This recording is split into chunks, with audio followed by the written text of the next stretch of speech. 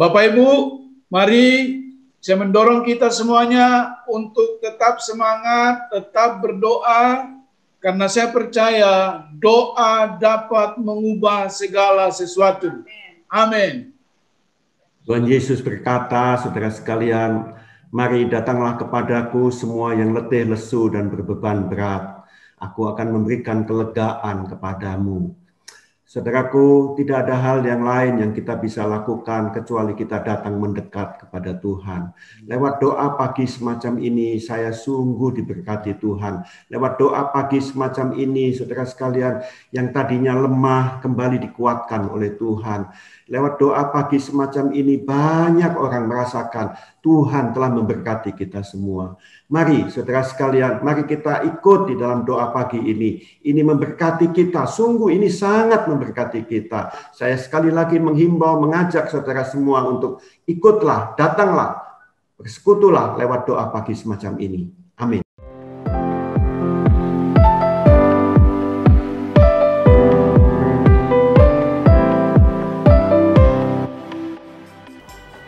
Shalom jemaat yang dikasihi Tuhan. Ibadah onsite GB Bethel Kelapa Gading akan diadakan pada tanggal 3 Oktober 2021 pukul 7.30 waktu Indonesia Barat. Ibadah diadakan hanya satu kali untuk kehadiran 50 orang dengan ketentuan berikut ini. 1. Jemaat sudah melakukan vaksin. Kedua, jemaat dalam kondisi yang sehat. Ketiga, usia 20-60 tahun. Yang keempat, sudah mendaftar melalui link pendaftaran yang sudah tersedia atau melalui nomor WhatsApp 0812 1145 2251. Dan yang kelima, pendaftaran paling lambat hari Jumat tanggal 1 Oktober 2021. Sekian pengumuman hari ini. Tuhan Yesus memberkati.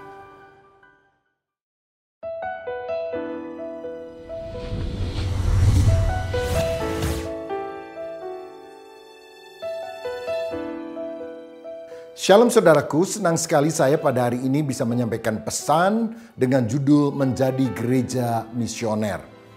Dalam tata gereja yang baru disahkan pada sidang MPL atau Majelis Pekerja Lengkap kedua Agustus 2021, di mana sidang sinode yang ke-16 Agustus 2019 telah memberikan mandat agar MPL ini membahas dan juga mensahkan tata gereja kita yang baru, maka di sana dicatat bahwa GBI merupakan gereja rasuli. Maksud gereja rasuli di sini adalah gereja yang diutus untuk memberitakan Injil. Apakah itu gereja lokal yang besar jumlahnya ataupun yang kecil di desa-desa, kita semua adalah gereja rasuli. Karena itulah tema besar GBI sepanjang periode ini adalah sehati menuntaskan amanat agung. Karena Yesus pernah memberikan perintah, pergilah, jadikanlah semua bangsa muridku. Dan ini berkaitan dengan misi tentunya. Misi adalah jati diri gereja. Gereja itu baru benar-benar gereja kalau aktif di dalam ladang misi. Gereja yang tidak menjangkau jiwa yang terhilang adalah gereja yang terhilang. Nah, kita tahu bahwa misi itu sangat luas. Gereja itu bukan hanya ruangan yang dibatasi oleh 4 tembok gereja kita, tapi seluruh dunia ini adalah ladang misi yang harus kita tuai untuk kemuliaan nama Tuhan. Satu kali ada seorang pendeta di gereja lokal membanggakan karena dalam ibadah 1, 2, dan 3 jemaat datang full, penuh di gedung gereja tersebut. Dan dia bilang kepada pengkhotbah tamu, "Bapak lihat ya, dari ibadah pertama sampai yang terakhir penuh semua." Lalu pengkhotbah tamu ini tanya, "Menurut Bapak kenapa gereja ini bisa full?" "Oh ya, jelas karena jemaat kami rajin-rajin ibadah." "Ada alasan lain nggak?" "Oh, karena suasana pujian di tempat kami ini hadirat Tuhan terasa begitu luar biasa. Jadi orang datang berbondong-bondong." Tapi pengkhotbah tamu ini berkata, "Maaf Pak, kalau menurut saya gereja ini full karena temboknya nggak dijebol. Coba Bapak jebol semua temboknya, pasti kosong. Coba kalau kita kebaktian di tanah lapang yang gede sekali, pasti sedikit jumlah orang yang hadir." Ini pendeta gereja lokal yang tadinya bangga, kemudian tersipu malu dan menundukkan diri. Saudara, saya mau katakan bahwa kita tidak boleh berbangga kepada jumlah orang yang datang di dalam setiap ibadah dan kita bilang, hebat, gereja kita luar biasa, gedungnya full. Karena misi itu sangat luas di seluruh dunia. Karena itulah kita sebagai Sinode Gereja Bethel Indonesia berlomba-lomba menuntaskan amanat agung Yesus. Alkitab berkata, beritakanlah firman, baik atau tidak baik waktunya. Masa pandemi ini bagi banyak orang merupakan masa penghambat untuk kita memberitakan Injil. Tetapi kita tidak boleh bersikap demikian. Justru pada masa sulit ini banyak orang sangat membutuhkan Injil. Banyak orang membutuhkan kabar keselamatan dari Yesus. Dalam sidang Majelis Pekerja Lengkap yang baru saja berakhir beberapa saat yang lalu, saya melaporkan bahwa sepanjang masa pandemi ini sudah dirintis 430 gereja GBI baru di seluruh tanah air dan juga di luar negeri. Sehingga total gereja kita sekarang adalah 6.567 gereja. Baik di Indonesia dan juga di 27 negara. Kita masih harus bekerja keras untuk mencapai target 10.000 GBI. Pada masa pandemi ini juga pos PI yang dirintis ada 307. Dan saya yakin itu merupakan kerja keras dari kita hamba-hamba Tuhan. Yang tidak hanya melihat situasi yang nyaman tanpa COVID, di mana kita bisa melayani. Dalam segala situasi kita ingin memenangkan jiwa. Saudara, pada periode ini selama masa pandemi kita juga sudah merintis jemaat di benua Afrika yang selama ini belum kita bisa lakukan. Ya, kita lakukan itu di Senegal dan juga akan segera dilakukan di Nigeria dan juga tempat yang lain. Di Eropa, GBI juga mengalami perkembangan dan ada beberapa yang sedang dirintis di Inggris, di Finlandia, di Denmark, yaitu negara-negara Skandinavia. Dan salah satunya adalah di Turki. Kita akan merintis jemaat di kota Efesus. Seperti apa yang dicatat di dalam Alkitab, kota Efesus. Kita rindu agar orang-orang di seluruh dunia bisa mendengar Injil Yesus. Karena itu saudara sekalian, mari kita meningkatkan kapasitas kita demi hasil yang lebih berkualitas. Saya yakin kalau di dada kita ada kerinduan untuk melakukan amanat agung, kita semuanya akan menjadi gereja yang misioner. Tuhan Yesus memberkati.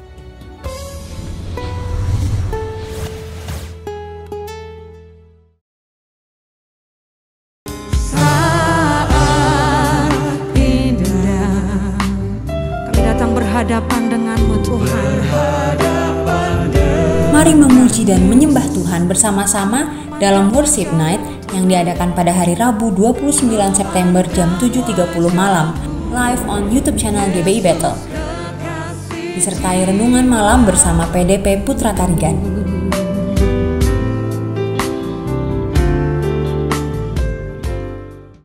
Shalom jemaat Tuhan. Perlu kami beritahukan kepada Bapak Ibu sekalian mengenai kegiatan pelayanan diakonia gereja kita di GBI Kelapa Gading dan Harapan Indah. Komisi Diakonia gereja kita sudah melakukan kegiatan antara lain pemberian nasi kotak untuk driver ojek online, pemberian vitamin untuk jemaat, suplai makanan dan obat-obatan untuk jemaat yang isolasi mandiri akibat terinfeksi COVID-19, dan juga donasi rutin bagi jemaat yang kurang mampu. Bagi Anda yang mau mendukung pelayanan diakonia di gereja kita, silakan transfer donasi Anda ke rekening berikut, yaitu Bank BCA 413-3045-981 atas nama Gereja Bethel Indonesia. Terima kasih untuk dukungan jemaat sekalian. Tuhan Yesus memberkati. Selamat pagi jemaat yang dikasihi Tuhan. Shalom. Selamat bergabung kembali dalam ibadah GBI Kelapa Gading pada hari ini. Ketika hari ini kita beribadah dan menyenangkan hati Tuhan, saya yakin hari ini akan menjadi kemenangan bagi kita semua. Jangan jadikan ibadah hanya sekedar rutinitas saja, tapi mari kita sungguh-sungguh membuka hati untuk menerima dan merasakan jamahannya, dan kita semua dapat mengalami Tuhan secara pribadi. Sebelum ibadah dimulai, mari kita satukan hati dan berdoa. Bapa di dalam surga, kami mengucap syukur padamu ya Tuhan, kalau Engkau mengumpulkan kami di sini pada pagi hari ini Tuhan, untuk mengikuti ibadah minggu ya Tuhan. Tuhan, kami mohon Tuhan, biarlah hari ini menjadi hari yang terbaik bagi kami ya Tuhan. Kami boleh menangkap setiap firman yang Kau sampaikan ya Tuhan. Kami mohon biarlah Tuhan berbicara satu persatu kepada setiap kami ya Bapa. Tuhan, kami percaya bahwa Roh Kudus ada bersama kami, mengurapi kami semua, mengurapi pembicara, mengurapi setiap pelayan di dalam ibadah ini ya Bapa. Dan biarlah juga kami mau mengurapi setiap peralatan yang kami gunakan ya Tuhan, gadget, komputer, internet Tuhan, apapun juga yang dipakai di dalam ibadah ini Tuhan, kami mau mengurapinya di dalam nama Tuhan Yesus Kristus. Terima kasih Tuhan, terima kasih. Bapak, kami mau serahkan setiap pelayan yang membantu ibadah ini boleh berlangsung dengan baik ya Tuhan. Setiap pelayan pujian dan penyembahan Tuhan, pembicara Tuhan, kami serahkan mereka ke dalam tangan-Mu Tuhan. Biarlah Tuhan pakai mereka ya Tuhan, menjadi alat-Mu ya Tuhan.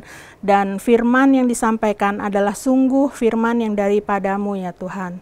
Kami berdoa untuk setiap kami yang ada di tempat ini ya Tuhan. Dan biarlah kami boleh mengikuti ibadah ini ya Bapa.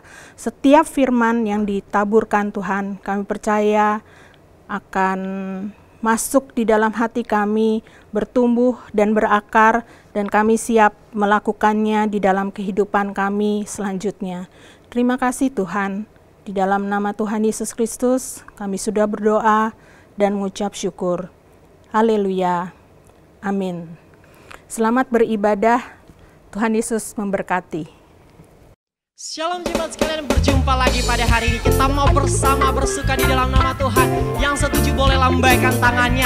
Yang setuju mari kita bersorak buat Tuhan Yesus. Kita mau menari, meninggikan Dia Raja di atas segala raja.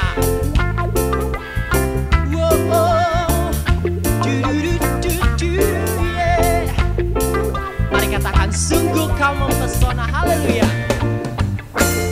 Sungguh Kau mempesona, segala perbuatanmu hapuskan raguku. Kau buktikan kasih-Mu, mati bagiku, hapuskan dosaku.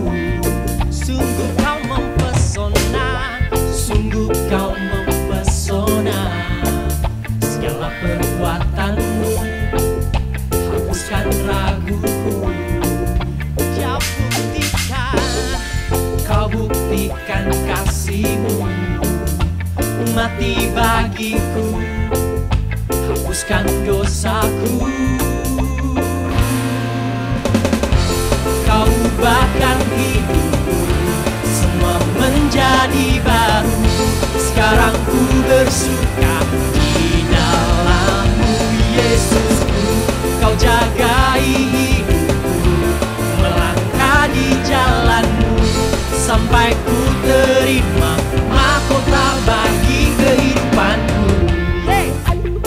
Kita tetap bersuka dalam nama Tuhan. Mari bebaskan rohmu untuk memuji Dia.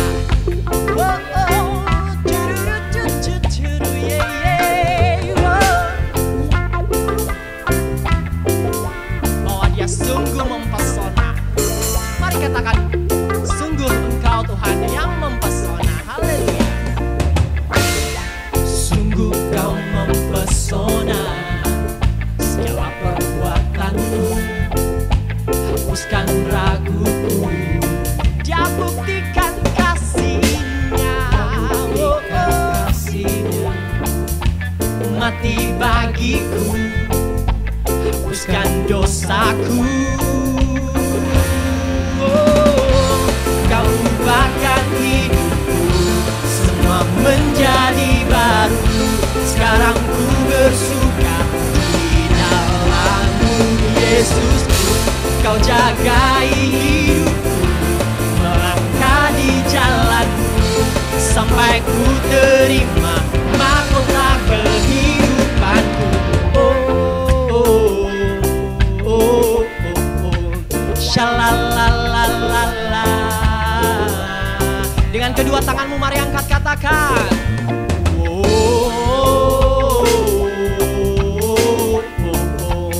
Shalalalala, yeah. Kau ubahkan hidupku, yeah. Kau ubahkan hidupku, semua menjadi baru. Sekarang ku bersuka di dalam-Mu, Yesusku. Kau jagai hidupku, melangkah di jalan-Mu, sampai ku terima mahkota bagi kehidupanku. Shalalalala.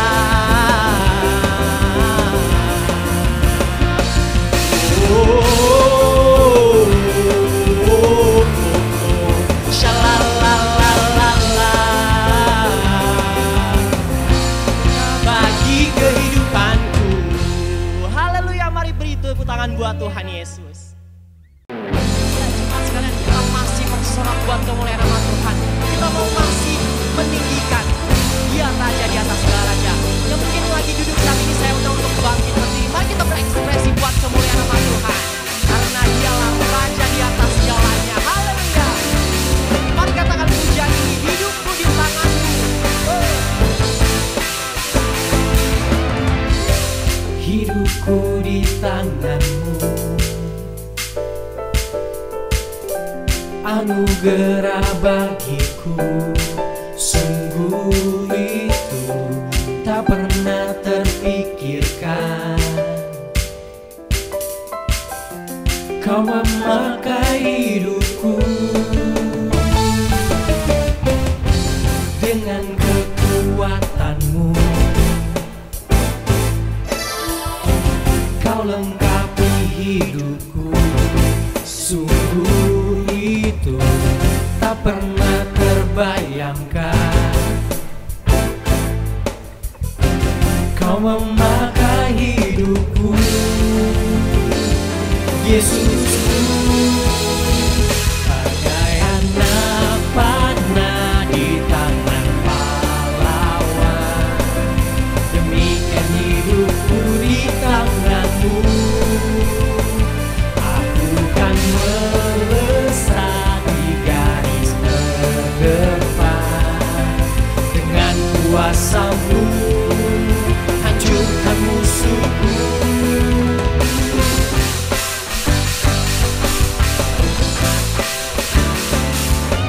Kekuatan Tuhan, hidup kita terus dilengkapi oleh Dia. Mari katakan dengan kekuatan-Mu, Dia lengkapi hidupku. Sungguh itu tak pernah terbayangkan. Memakai hidupku, Yesusku, bagai anak panah di tangan pahlawan. Demikian hidupku di tangan-Mu, aku kan melesat di garis terdepan. Dengan kuasa-Mu hancurkan musuhku.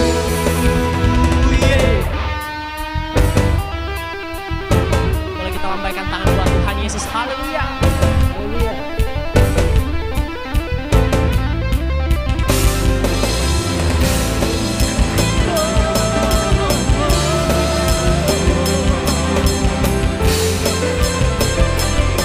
Mari katakan bagai anak panah, bagai anak panah di tangan pahlawan. Demikian hidupku di tangan-Mu, aku kan melesat di garis terdepan. dengan kuasa-Mu, hancurkan musuhku bagai anak panah di tangan pahlawan. Demikian hidupku di tangan-Mu, bukan melesat juga depan. Dengan kuasa-Mu hancurkan musuhku, katakan dengan kuasa-Mu hancurkan musuhku. Sekali lagi katakan dengan iman, dengan kuasa-Mu hancurkan musuhku.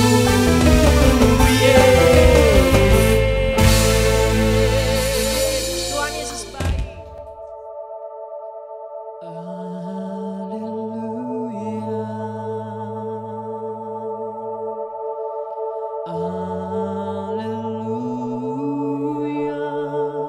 For the Lord God Almighty reign.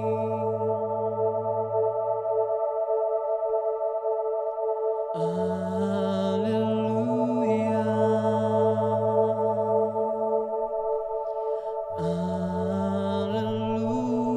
Hallelujah. For the Lord God Almighty reign.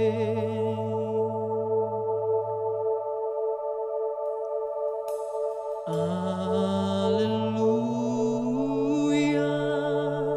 holy,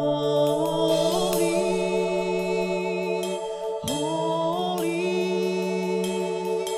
are you, Lord God Almighty.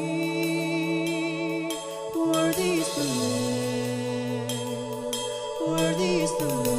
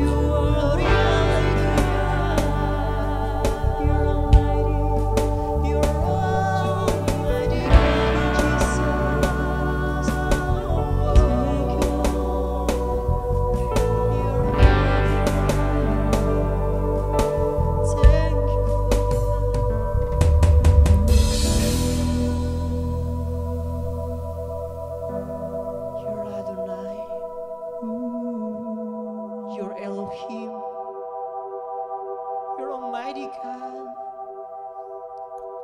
Kadosh, Kadosh,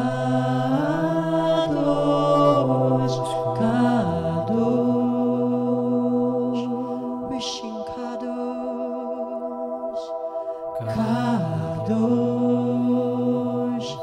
Kadosh, Kadosh,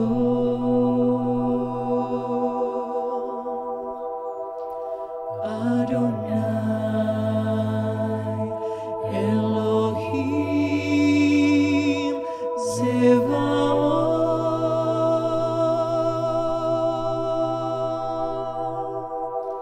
Adonai, Elohim, Zevaot. Mari bersama katakan Kadosh, Kadosh, Kadosh,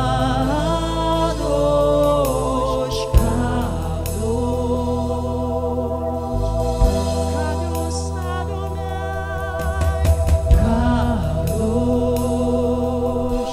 Kadosh,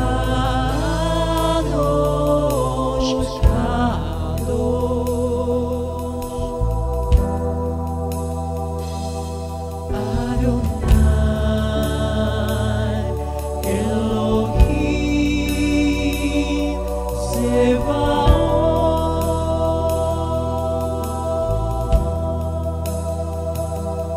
Adonai,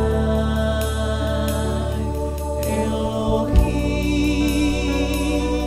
Zevaot.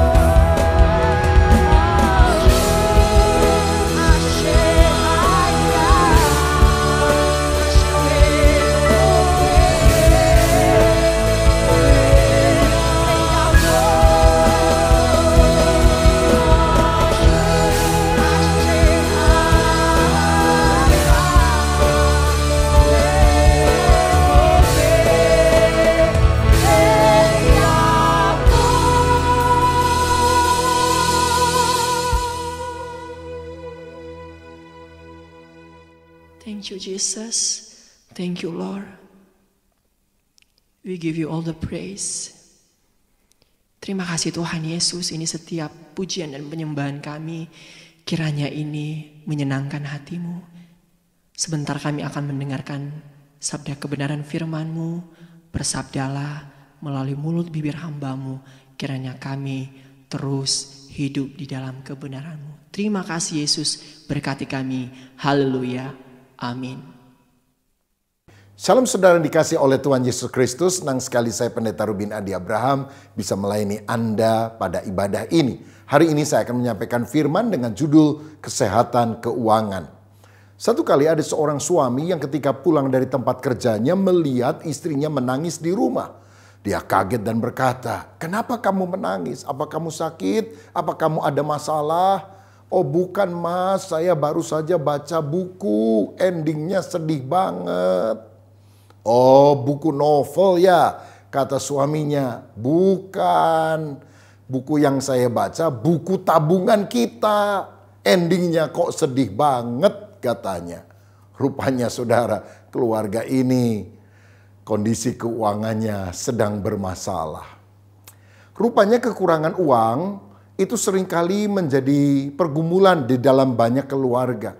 Tetapi sebetulnya berapapun penghasilan yang kita miliki, jika kita tidak mengelolanya dengan baik, kita akan selalu berkekurangan. Amsal 21 ayat 20 berkata, harta yang indah dan minyak ada di kediaman orang bijak, tetapi orang yang bebal memboroskannya. Artinya bila kita mengelola keuangan itu dengan bijak, kita akan menjadi kaya. Tetapi orang yang boros akan selalu kekurangan berapapun pendapatan yang dia hasilkan.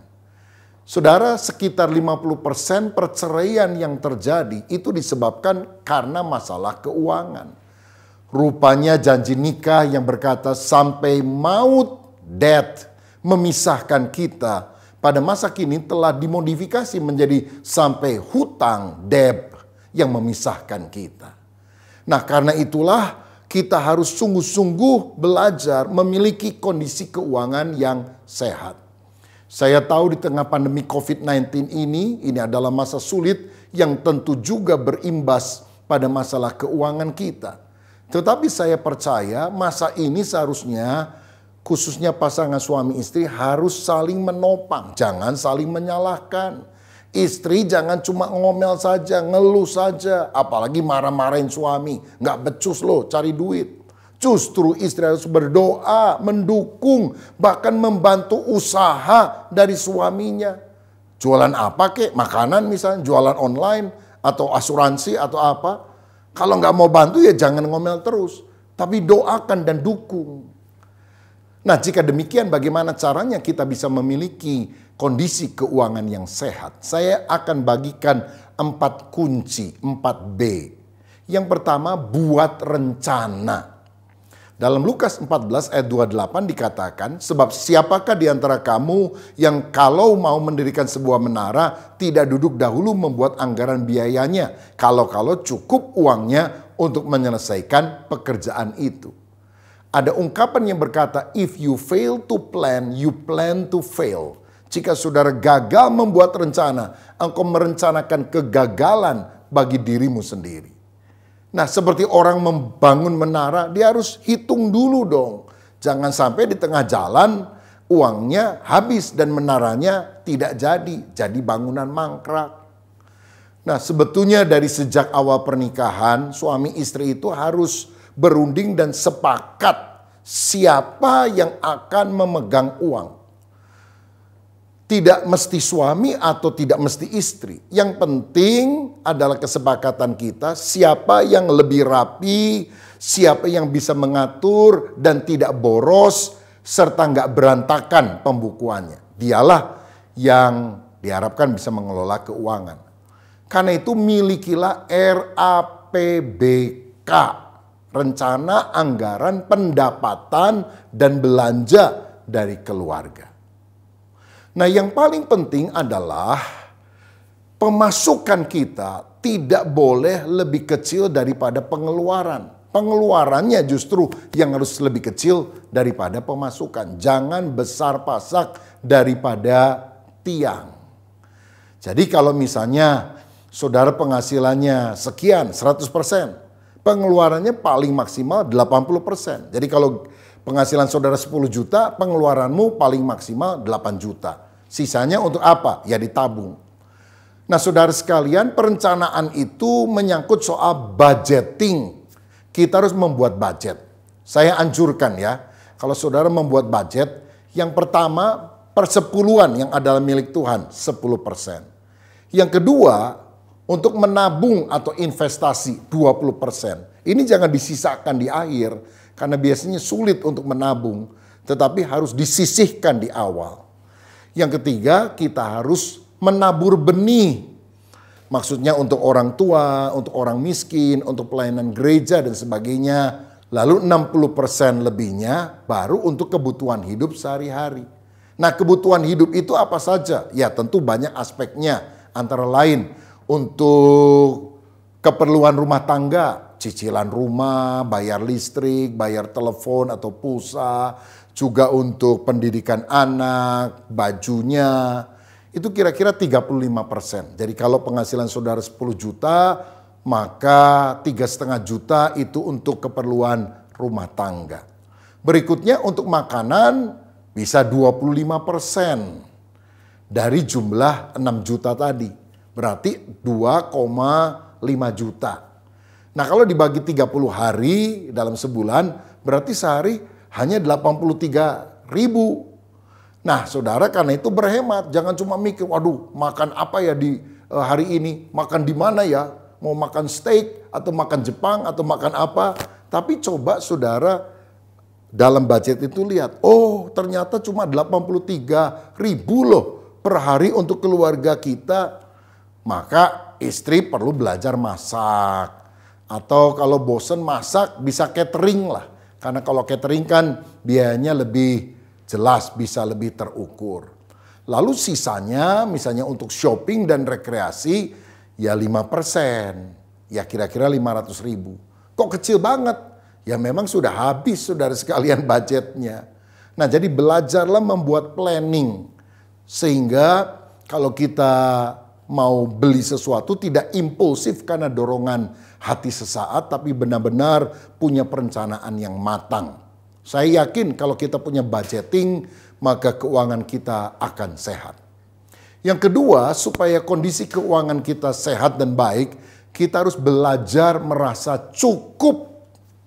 Filipi 4 ayat 11 berkata, "Kukatakan ini bukanlah karena kekurangan, sebab aku telah belajar mencukupkan diri dalam segala keadaan." Tuhan mau kita belajar berkata, enough is enough, cukup adalah cukup. Itu artinya jangan kita serakah, jangan memboroskan apa yang Tuhan titipkan kepada kita. Jangan punya perasaan gak puas. Itulah penyebab ketidakbahagiaan dalam hidup kita. Belajar hidup sederhana. Jangan panasan lihat orang lain lalu niru-niru orang lain. Karena lihat Instagram dia. Wah dia ke Bali ya. Wah dia makannya steak ya. Wah dia jalan-jalan ke sini ya. Lalu kita gak mau kalah. Ingin pasang profil dan status di IG. Kalau saudara masih seperti itu suka panasan, udah nggak usah punya IG. Yang penting keluargamu bahagia karena kondisi keuanganmu sehat, saudara. Belajarlah bijaksana di dalam berbelanja. Waspadai rayuan iklan. Nah hari-hari ini ketika kita banyak di rumah, hati-hati ya godaan belanja online. Wah sepanjang hari lihat HP-nya, wih ini murah, langsung dibelikan saudara sekalian. Belilah yang betul-betul saudara butuhkan. Jangan sekedar karena merasa murah. Atau ini bisa dicicil 6 bulan atau 12 kali. Saudara beli yang saudara memang perlukan. Ah nggak apa-apa ini kan buat stok. Saya mau bilang seringkali kita udah beli sesuatu yang nggak terlalu kita butuhkan sekarang dengan alasan stok. Sekian bulan kemudian juga lupa kita sudah punya barang itu. Akibatnya kalau makanan kadaluarsa, saudara, dibuang. Kan sayang. Karena itu belajarlah membedakan mana kebutuhan dan keinginan. Kebutuhan itu sesuatu yang penting, yang harus ada, tidak boleh tidak ada. Mendesak dan tidak bisa ditunda. Sedangkan keinginan itu sebetulnya nggak terlalu penting. Boleh ada tapi nggak ada juga nggak apa-apa. Dan bisa ditunda kapan-kapan sajalah kalau bisa kita membelinya. Dan hal yang sangat penting, hindari hutang sebisa mungkin. Sebab hutang itu berbahaya. Alkitab berkata orang yang berhutang menjadi budak dari orang yang memiutangi. Karena kita kerja untuk apa? Membayarin hutang tersebut. Saya tahu ada hutang yang jelek dan juga ada hutang yang dalam tanda kutip baik, bad debt atau good debt. Maksud saya begini, ada hutang yang buruk yang benar-benar kita harus hindarkan. Jangan kita lakukan. Misalnya apa? Yang pertama, hutang kartu kredit. Jadi kita gesek terus kartu kredit, Lalu kalau nggak bisa bayar, ya minimalnya sajalah 10%. Wah, itu akan menjerat karena bunganya besar sekali.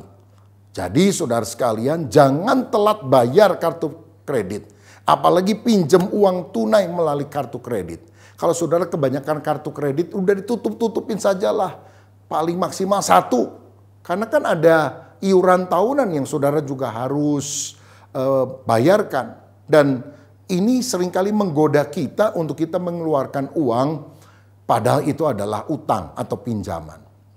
Yang kedua, hutang buruk itu adalah pinjaman online. Sekarang ini saudara, dengan bertebaran pinjaman online di sosial media, banyak orang pinjam karena apa? Dia pikir ini paling gampang. Saya mau bilang ini bahaya sekali. Kenapa? Karena bunganya sangat mencekik leher. Lembaga pemberi pinjaman tidak jelas. Dan seringkali terjadi dia mengambil nomor kontak semua orang yang ada di handphone saudara. Dan kalau saudara telat bayar, dia akan jelek-jelekkan saudara, maki dengan kata-kata yang paling kasar. Dan di-share kepada seluruh temanmu. Sehingga temanmu yang nggak ada kaitannya, nggak ada hubungannya, nggak tahu menau, melihat nama saudara dipampang dan dijelek-jelekan. Saya percaya nama baik lebih berarti daripada kekayaan, daripada uang. Saudara, ini bad debt. Hutang yang buruk lainnya adalah hutang karena gaya hidup. Saudara, misalnya apa? Kita mau liburan ke Bali atau bahkan ke luar negeri, belum punya duit, ya udahlah ngutang dulu, ya. Mau ngutang pakai kredit card atau pinjam temen. Seharusnya liburan itu jangan dari hutang. Itu adalah uang tabungan, uang lebih yang kemudian kita bisa gunakan karena kita kan mau happy, bukan setelah pulang liburan malah pusing kepala gimana caranya mengembalikan uang tersebut kepada teman kita. Saudara, pesta nikah nggak usah yang gaya-gaya sampai akhirnya setelah nikah mestinya bulan madu sukacita. Ini pening karena apa? Utangnya banyak, ditagih sama restoran, ditagih sama yang minjemin baju pesta. Sudah sederhana saja. Saudara mau undang 1000 orang, 100 orang, ya diomongin orang juga. Yang paling enak nih ya, saya mau bilang untuk yang masih muda-muda, kalau mau nikah sekarang aja masa pandemi, udah undang 30 orang keluarga dekat, yang lain udah kasih tahu saja, sehingga kita tidak usah menghambur-hamburkan uang. Milikilah gaya hidup yang sesuai dengan takaran penghasilan kita. Lalu hutang yang buruk lainnya adalah cicilan kendaraan bermotor. Saudara-saudara, kita beli motor hanya untuk supaya lebih gagah, nggak mau kalah sama yang lain. Padahal saudara tinggal di rumah yang ada banyak angkutan umum ke tempat kerja misalnya. Atau saudara bahkan beli mobil. Beli mobil itu sebetulnya adalah cicilan yang kurang baik. Kenapa? Karena harga mobil begitu keluar dari showroom langsung turun, saudara sekalian. Dan lebih murah pakai itu angkutan umum atau pakai Gojek begitu saudara. Gojek online, taksi online.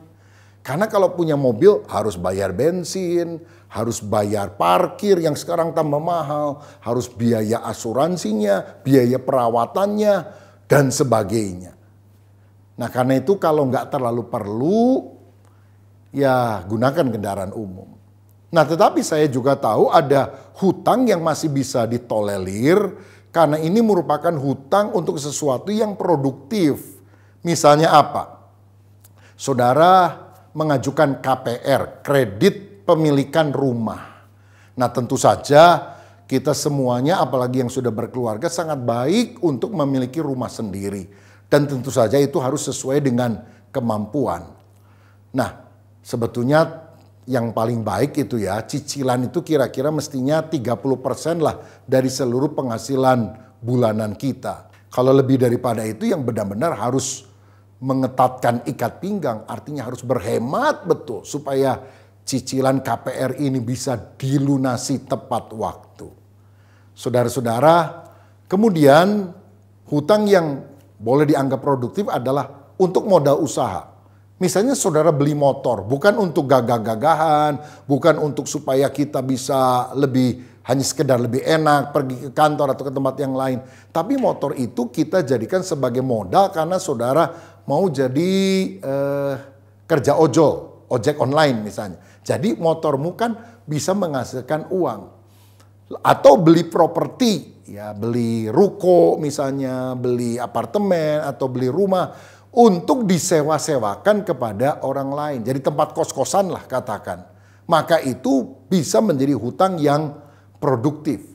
Tetapi hutang untuk usaha itu maksimal harus 70% daripada aset yang saudara miliki. Jangan hutangnya jauh lebih besar dari aset. Sehingga kalau pembayarnya ini macet, saudara masih punya aset untuk dijual dan saudara tidak akan sangat stres karena hutang yang tidak terbayarkan ini. Saya ada pesan khusus untuk ibu-ibu. Selagi suamimu lagi produktif, masih sehat, masih bisa menghasilkan uang, saudara harus mengelola dengan baik. Jangan ketika suamimu kaya raya, maunya cuma jalan-jalan, beli tas branded, beli properti untuk disewakan, beli kebun atau tanah luas, sekarang bisa ditanami dengan hidroponik, hidroganik, dan sebagainya. Atau dengan uang lebih itu saudara bikin usaha sampingan. Jangan shopping melulu. Saya percaya itulah wanita yang baik dan bijaksana. Tetapi walaupun ada good debt yang berbeda dengan bad debt yang tadi saya jelaskan, tetap saja saya mengingatkan, hutang itu bahaya, saudara. Jadi sedapat mungkin kalau kita tidak berhutang, bebas dari hutang, itu yang paling baik tentunya. Roma 13 ayat 8 berkata, jangan kamu berhutang apapun kepada siapapun. Karena Amsal 22 ayat 7 berkata, orang kaya menguasai orang miskin, yang berhutang menjadi budak dari yang menghutanginya. Mari kita berupaya kalau punya utang, jangan ngilang, jangan pura-pura lupa, tapi belajar membayarnya dengan tekun sampai akhirnya kita bebas dari hutang dan kondisi keuangan kita juga sehat. Yang ketiga, saudara sekalian, untuk memiliki kondisi keuangan yang sehat, kita harus berinvestasi atau menabung. Dan di dalam Amsal 13 ayat 11 dikatakan, harta yang cepat diperoleh akan berkurang, tetapi siapa mengumpulkan sedikit demi sedikit menjadi kaya. Orang yang menabung sedikit demi sedikit lama-lama akan jadi bukit. Teladan kita salah satunya adalah Yusuf. Ketika 7 tahun masa kelimpahan di Mesir, maka dia menyimpan kelebihan-kelebihan dari gandum Mesir itu di dalam gudang persediaan yang besar. Sehingga ketika 7 tahun kelaparan, dia mengeluarkan sedikit demi sedikit sehingga tidak ada orang Mesir yang mati kelaparan. Karena apa? Ada dana cadangan untuk masa-masa krisis yang kita tidak pernah duga terjadi di dalam kehidupan. Jika demikian, berapa besar persentase investasi atau tabungan yang kita harus miliki dari penghasilan kita sebulan? Kalau mengikuti teladan Yusuf sih, dalam Kejadian 41 ayat 34 dikatakan dia menabung 1/5 atau 20%. Karena itu saya katakan tadi pada waktu budgeting 10% pertama untuk Tuhan, 20% untuk diri sendiri. Maksudnya untuk menabung dan investasi. Saudara-saudara, mengapa menabung itu perlu? Kita perlu uang untuk keperluan yang tak terduga. Misalnya masa krisis, tiba-tiba kita sakit atau berhenti dari pekerjaan. Kita kan tidak menduga. Jadi sebaiknya saudara punya minimal 2 atau 3 kali lipat dari uang simpanan dari total pengeluaran bulanan yang Anda biasa miliki. Kalau bisa lebih dari itu ya tentu lebih baik. Kita juga perlu menabung karena kadang ada pengeluaran besar yang kita harus lakukan. Membeli rumah misalnya, itu tentu pengeluaran besar. Tetapi ini tetap produktif. Karena rumah bisa digunakan untuk tempat tinggal. Dan harganya juga kalau beli tanah atau rumah itu cenderung naik terus, saudara. Nggak akan turun. Beli motor, beli mobil, apalagi beli televisi, itu langsung anjlok harganya. Tapi beli rumah atau tanah harganya akan naik. Kalau saudara nggak butuh, Bisa disewakan kepada orang lain. Tapi belilah rumah yang sesuai dengan kemampuan. Jangan terlalu memaksakan diri. Artinya walaupun saudara punya rumah kecil nggak apa-apa. Nanti kalau kondisi keuangan lebih longgar, saudara bisa jual rumah yang kecil ini, beli lagi rumah yang lebih besar. Kan toh uangnya akan ada, tidak akan berkurang. Nah karena itu penting sekali untuk menabung. Lalu berikutnya kita perlu menabung untuk keperluan jangka panjang. Apa saja misalnya? Dana pendidikan anak misalnya. Saudara, saya dan istri sudah menikah 33 tahun. Tapi sejak tahun pertama kami menikah, kami memaksakan diri waktu penghasilan kami masih sedikit untuk menyimpan uang di asuransi supaya anak-anak bisa sekolah di sekolah yang bagus. Akhirnya, puji Tuhan 3 anak kami bisa sekolah di sekolah yang bagus, bahkan melanjutkan ke perguruan tinggi di Australia, di luar negeri. Itu biayanya besar sekali. Tetapi anugerah Tuhan luar biasa. Namun juga mesti ada persiapan dan planning dari kita sebagai orang tua. Saudara jangan cuma pikir, wah enak ya bisa sekolahin anak ke luar negeri. Nggak tahu puluhan tahun jerih payahnya menabung, menyimpan, supaya anak-anak punya kesempatan pendidikan yang lebih baik. Ini bagian daripada planning jangka panjang yang harus kita pikirkan. Atau untuk saudara, keperluan jangka panjang itu adalah dana hari tua. Contoh ya, misalnya saudara sekarang umurnya 40, masih kerja. Pensiun, katakan umur 60. Berarti masa produktif saudara kan 20 tahun lagi. Katakanlah ya, gaji saudara dari tempat pekerjaan, tambah penghasilan ini itu 10 juta lah. 10 juta itu jangan dihabiskan setiap bulan. Usahakan mungkin 2 juta atau bahkan lebih untuk nabung dan investasi. Sehingga ketika kita pensiun umur 60, kita punya tabungan yang cukup saudara-saudara.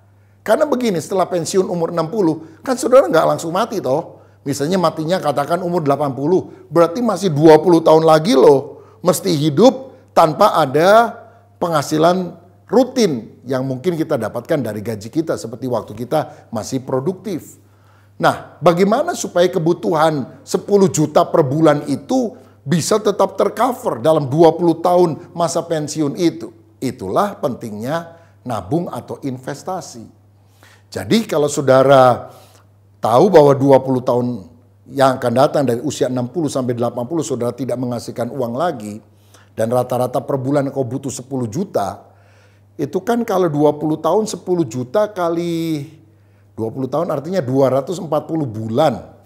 Lebih kurang 2,4 miliar sampai 3 miliar lah yang harus saudara tabung karena inflasi dan sebagainya. Baru dari bunganya saudara bisa mengcover keperluan bulanan sekitar 10 juta tadi. Nah, jadi ini juga penting sebab makin tua kan suka sakit-sakitan, pergi ke dokter. Lah kalau minta uang dari anak terus, ya kalau anaknya kaya ada duit. Kalau dia juga lebih sengsara, waduh, susah kan kita. Karena itu punya planning jangka panjang. Gimana caranya? Investasikan dalam deposito misalnya. Atau bentuk-bentuk investasi yang lain, reksadana atau apapun. Tapi hati-hati, jangan simpan semua telur dalam satu keranjang. Karena kalau ada tempat investasi itu yang ambruk, waduh, hilang semua uang saudara ya. Perhatikan apakah ini ada di dalam daftar OJK, Otoritas Jasa Keuangan. Tanya kepada orang-orang yang lebih ahli. Jangan tertarik hanya karena bunga yang tinggi padahal sangat berbahaya. Atau kalau saudara mau lebih aman, ya beli logam mulia saudara. Kalau ada uang sedikit, beli misalnya berapa? 5 gram begitu. Ini kan logam mulia emas, satu kali kalau kita butuh ya kita bisa jual. Nah selain deposito atau bentuk yang lain, asuransi kesehatan juga sangat penting supaya akhirnya kita tidak menyusahkan keluarga atau anak. Nah kalau ada lebih gimana? Kasih sebagai warisan. Karena Amsal 13 ayat 22 berkata, orang baik meninggalkan warisan bagi anak cucunya, tetapi kekayaan orang berdosa disimpan bagi orang benar. Wah, hidup ini saudara nggak boleh hanya sekedar mengalir hanyut begitu saja, tapi harus direncanakan baik-baik ya. Kita juga harus belajar menabung, berinvestasi, dan tidak boros dalam hidup ini, tapi berkata cukup adalah cukup. Dan yang terakhir, yang keempat, supaya saudara bisa memiliki kondisi keuangan sehat, belajarlah menabur. Orang yang kaya bukanlah orang yang banyak harta, tapi orang yang merasa cukup dengan berkat Tuhan dan dia bisa memberi kepada orang lain. Bebas memberi kepada siapapun yang Tuhan gerakan hatinya untuk dia bisa menabur berkat. Ada ayat yang bagus dalam 2 Korintus 9 ayat 10 yang saya bacakan untuk saudara. Ia, Tuhan, yang menyediakan benih bagi penabur dan roti untuk dimakan. Ia juga akan menyediakan benih bagi kamu dan melipat gandakannya dan menumbuhkan buah-buah kebenaran. Jadi menurut ayat ini Tuhan memberikan dua hal. Yang pertama, roti untuk dimakan, itu berkat yang kita nikmati.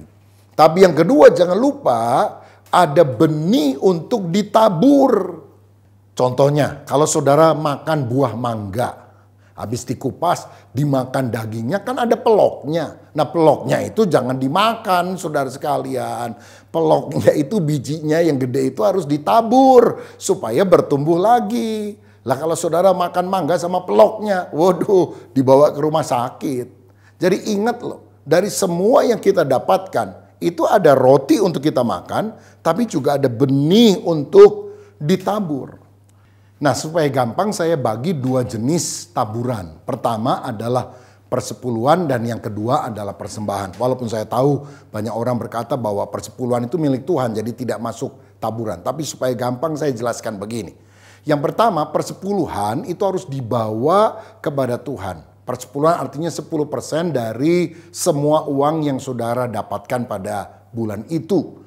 Maleakhi 3:10 berkata, bawalah seluruh persembahan persepuluhan itu ke dalam rumah perbendaharaan supaya ada persediaan makanan di rumahku. Dan ujilah aku, firman Tuhan semesta alam, apakah aku tidak membukakan bagimu tingkap-tingkap langit dan mencurahkan berkat kepadamu sampai berkelimpahan. Jadi ingat saudara, dari uang kita 10% itu milik Tuhan yang harus dikembalikan untuk kemuliaan nama Tuhan melalui gereja lokal di mana saudara digembalakan. Motivasi memberi persepuluhan adalah kasih. Seperti Abraham ketika menang perang dia bawa persepuluhan dan memberikan kepada Melkisedek. Itu belum ada aturan hukum Taurat loh saudara sekalian. Tapi dia memberi karena rasa syukur, karena cinta kepada Tuhan. Nah, kita yang sadar kita ini sudah diberkati dan berkat yang terbesar adalah keselamatan dalam Kristus. Dan kita yakin juga kalau kita taat kepada Tuhan, berkat-berkat lain akan Tuhan berikan. Mari kita lakukan persepuluhan ini. Ada yang bilang, itu kan cuma di perjanjian lama, di perjanjian baru tidak diajarkan oleh Yesus. Coba saudara baca Matius 23 ayat 23. Dia berkata yang satu harus dilakukan, yaitu persepuluhan. Dan yang lain jangan diabaikan, yaitu keadilan, belas kasihan, dan kesetiaan. Saya belajar mengembalikan persepuluhan dari sejak umur 9 tahun sampai hari ini. Dan sekarang lebih dari 10% saudara sekalian. Karena saya tahu 100% sebetulnya hidup saya adalah milik Tuhan. Saya tidak berkekurangan, saya mengalami apa yang Tuhan janjikan di dalam firman-Nya. Nah, tetapi yang kedua, taburan itu berupa persembahan. Besarnya berapa? Terserah. Jadi begini, dasar dari persepuluhan adalah ketaatan. Tapi dasar dari persembahan adalah kerelaan. Saudara mau kasih berapa? Tetapi ingat 2 Korintus 9 ayat 6 berkata, camkanlah ini, orang yang menabur sedikit akan menuai sedikit juga. Dan orang yang menabur banyak akan menuai banyak juga. Nah saudara, kalau saudara menabur banyak, engkau akan menuai banyak juga. Ingat, petani yang berhenti menabur akan berhenti menuai. Tapi petani yang tetap menabur, bahkan pada masa kering, dia akan diberkati oleh Tuhan secara luar biasa. Nah pertanyaannya, persembahan itu untuk siapa? Nah saudara, yang pertama kita perlu berikan kepada orang tua kita. Karena 1 Timotius 5 ayat 8 mengajarkan orang yang tidak memeliharakan keluarganya, dia lebih buruk dari orang tidak beriman. Dalam Matius 15, Yesus menegur orang Yahudi yang katanya aku sudah kasih ini uang yang seharusnya aku berikan untuk menunjang orang tuaku yang gak punya duit, tapi sorry ya udah dikasih untuk pekerjaan Tuhan. Ini dosa loh saudara sekalian. Baik untuk kita memberi persembahan ke gereja, tapi jangan lupa engkau mengurus orang tuamu. Karena memelihara orang tua, apalagi kalau mereka tidak punya penghasilan apapun, itu adalah ibadah kita. Lalu selain memberikan kepada orang tua, kita juga bisa memberikan persembahan untuk pembangunan gereja, untuk pelayanan misi, untuk sekolah teologi, maksudnya untuk berbagai pelayanan lah. Dan yang ketiga adalah untuk orang miskin, orang-orang yang ada di sekitar kita yang kurang beruntung dan kita ingin menjadi saluran berkat bagi mereka. Amsal 11 ayat 24-25 berkata, ada yang menyebar harta tetapi bertambah kaya. Ada yang menghemat secara luar biasa namun selalu berkekurangan. Siapa banyak memberi berkat diberi kelimpahan.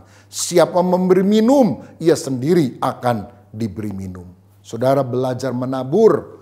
Kalau engkau hemat pelitnya luar biasa, nggak kaya kata Alkitab, tapi engkau yang suka memberi berkat kepada orang lain, tingkap langit akan dibuka, berkat Allah akan dicurahkan. Amsal 19 ayat 17 berkata, siapa menaruh belas kasihan kepada orang yang lemah, memiutangi Tuhan yang akan membalas perbuatannya itu. Bayangkan kalau kita menolong orang miskin itu seakan-akan Tuhan hutang sama kita. Waduh, kalau Tuhan hutang sama kita, nggak lama-lama pasti akan dia bayar dalam jumlah yang lebih besar. Jadi saudara ingat ini, apa yang kita miliki akan kita tinggalkan. Tapi apa yang kita tabur di ladang Tuhan, kekal selama-lamanya. Simpanlah hartamu bukan hanya di bumi, tapi juga di sorga. Saudara, jadi akhirnya untuk memiliki kesehatan keuangan, buatlah rencana budgeting. Belajar merasa cukup, jangan serakah, boros, berhutang, berinvestasi atau menabung, dan belajar menabur. Tuhan Yesus memberkati kita. Saya mau berdoa kalau ada di antara saudara yang sedang dalam masalah keuangan atau ini disebabkan karena engkau tidak bisa mengelola keuangan dengan baik. Biar hari ini kau bertobat dan sungguh-sungguh mempraktekkan apa yang saudara dengarkan. Mari kita berdoa. Bapa, terima kasih untuk kebenaran firman-Mu. Kami adalah pengelola harta milik Tuhan. Tuhan adalah owner, kami hanyalah manajer. Biar kami dipercaya mengelola keuangan dengan baik, dengan hikmat Tuhan, sesuai dengan petunjuk firman-Mu. Berkat-Mu atas kami ya Bapa, di dalam nama Tuhan Yesus kami berdoa. Haleluya. Amin. Tuhan Yesus memberkati. Sebelum kita mengakhiri ibadah hari ini, bagi jemaat yang ingin memberikan persembahan umum dan persepuluhan dapat scan QRIS yang tertera di bawah ini. Mari jemaat Tuhan, kita berdoa, kita satukan iman kita sebelum kita menutup ibadah kita hari ini. Bapa kami di dalam surga, puji syukur hanya bagi-Mu ya Tuhan. Terima kasih untuk firman-Mu yang telah kami dengar pada hari ini. Kami percaya Tuhan akan firman-Mu ya dan amin. Kami percaya firman-Mu yang akan menolong kami. Kami percaya firman-Mu yang mengubah hidup kami. Kami percaya Tuhan firman-Mu yang menyembuhkan kami Tuhan. Kami percaya firman-Mu yang membawa jalan keluar. Kami berdoa untuk setiap jemaat-Mu Tuhan. Bapa, biarlah apapun masalah yang mereka hadapi saat ini, baik masalah keluarga, masalah ekonomi, masalah pekerjaan, masalah pendidikan, apapun yang mereka hadapi Tuhan. Kami percaya firman-Mu sanggup menjawab semuanya itu ya Tuhan. Bapa terima kasih. Kami juga berdoa untuk tim gembala kami, Pak Ruby Nadi, Pak Suwito, serta Pak Julius Ishak Tuhan. Biarlah berkat-Mu dan urapan-Mu turun atas mereka. Sehingga dimanapun mereka, Bapa, menyampaikan kebenaran firman-Mu, ataupun melalui hidup mereka, Tuhan. Banyak orang melihat Engkau, Tuhan. Banyak orang yang bertobat.